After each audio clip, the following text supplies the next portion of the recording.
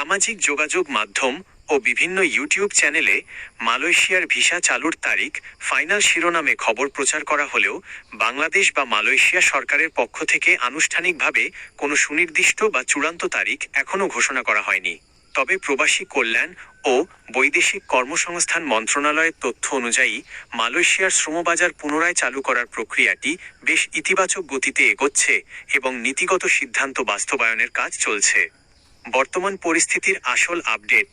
আনুষ্ঠানিক তারিখ সাধারণ কর্মীদের কলিং ভিসা বা আবেদন শুরুর সুনির্দিষ্ট দিন তারিখ এখনও নির্ধারণ করা হয়নি।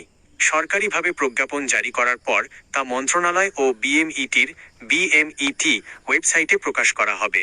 অনিয়মের বিরুদ্ধে কঠোর পদক্ষেপ, শ্রমবাজারে স্বচ্ছতা আনতে এবং মধ্যস্বত্বভোগীদের সিন্ডিকেট ভাঙতে সরকার অতি সম্প্রতি অনিয়মে জড়িত ৪৯টি রিক্রুটিং এজেন্সির লাইসেন্স বাতিল করেছে। প্রক্রিয়া সংস্কার, নিয়োগ খরচ কমাতে এবং সব বৈধ রিক্রুটিং এজেন্সিকে সমান সুযোগ দিয়ে একটি নতুন ও ডিজিটাল ফ্রেমওয়ার্ক চূড়ান্ত করা হচ্ছে। আটকে পড়া কর্মী, বিগত সময়ে ভিসা পেয়েও যেতে না পারা কর্মীদের কিভাবে আগে সুযোগ দেওয়া যায় সে বিষয়টি অগ্রাধিকার তালিকায় রাখা হয়েছে।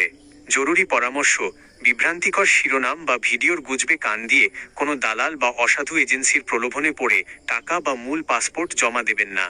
প্রবাসী কল্যাণ ও বৈদেশিক কর্মসংস্থান মন্ত্রণালয়ের অফিসিয়াল নোটিশ দেখে কেবল সরকার অনুমোদিত এজেন্সির মাধ্যমে যোগাযোগ করুন।